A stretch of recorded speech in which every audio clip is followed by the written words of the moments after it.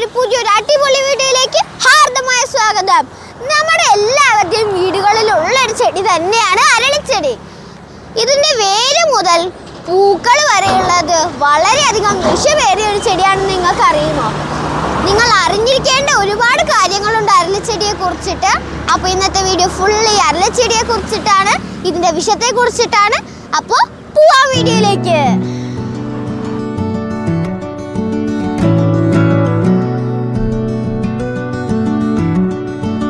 ഓണം, വിഷു അങ്ങനെയുള്ള ഫംഗ്ഷൻസിനൊക്കെ ഈ അരളിപ്പൂ ഉപയോഗിക്കുന്ന ഒന്നാണ്. എല്ലാ വീടുകളിലും നട്ടു വളർത്തുന്ന ഒരു പൂ തന്നെയാണ് അരളി. പക്ഷെ നിങ്ങൾ അറിഞ്ഞിരിക്കേണ്ട ഒരു കാര്യമുണ്ട്. നിങ്ങൾ ഈ നട്ടു വളർത്തുന്നതും കല്യാണങ്ങൾക്കൊക്കെ ഉപയോഗിക്കുന്നതും വളരെയധികം വിഷമേറിയിട്ടുള്ളൊരു പൂവാണ്. അതിൻ്റെ ഉദാഹരണമാണ് ഒരു ചേച്ചി ഈ അടുത്ത് വാർത്തയിൽ വന്നിട്ടുണ്ടായിരുന്നു. ഒരു ചേച്ചി അരളിപ്പൂ മണക്കുകയും അതൊന്ന് ജസ്റ്റ് കടിക്കുകയും ചെയ്തതുകൊണ്ട് ദാരുണമായി മരിച്ചു. അപ്പോൾ അതുകൊണ്ട് നമുക്ക് മനസ്സിലാക്കാം ഈ അരളിപ്പൂവിൽ എത്രമാത്രം വിഷമുണ്ട്. അതുമാത്രമല്ല, ഈ അരളിച്ചെടി കഴിച്ചതുകൊണ്ട് ഒരു പശുക്കുട്ടിയും അതിൻ്റെ അമ്മ പശുവും ചത്തുപോകുകയും ചെയ്തു. അപ്പോൾ അത്രമാത്രം വിഷം അടങ്ങിയിട്ടുള്ളൊരു ചെടിയാണ് അരളിച്ചെടി. ഞാൻ ഈ പൂവിനെ പിടിക്കുന്നുണ്ടെങ്കിൽ എനിക്ക് നല്ല പേടിയുണ്ട് കേട്ടോ. ഞാൻ ഈ വീഡിയോ കഴിഞ്ഞ ഉടനെ പോയി കൈ കഴുകുന്നതാണ്. നിങ്ങൾ വിചാരിക്കുന്ന പോലെയൊന്നും അല്ല, ഇതിന് വളരെ ശക്തമായിട്ടുള്ള വേരുകളാണ്. കണ്ടോ, നല്ല മണ്ണിൽ ഉറച്ചു നിൽക്കുന്ന നല്ല കനത്ത വേരുകൾ, നല്ല ശക്തിയുള്ള കൊമ്പുകളും ആണ് ഇതിനുള്ളത്.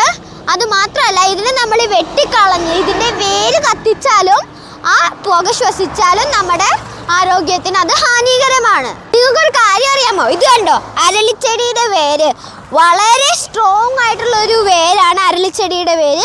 അത് മാത്രമല്ല, ഇതിന് ഏകദേശം 5 അടിയോളം പൊക്കമുണ്ട്. പിന്നെ ഇതിൻ്റെ കമ്പുകൾ നല്ല സ്ട്രോങ് ആയിട്ടുള്ളതാണ്. കുഞ്ഞി ഇലകളാണ്, ആൾക്കാർ ആകർഷിക്കുന്ന രീതിയിലുള്ള പൂക്കളാണ്.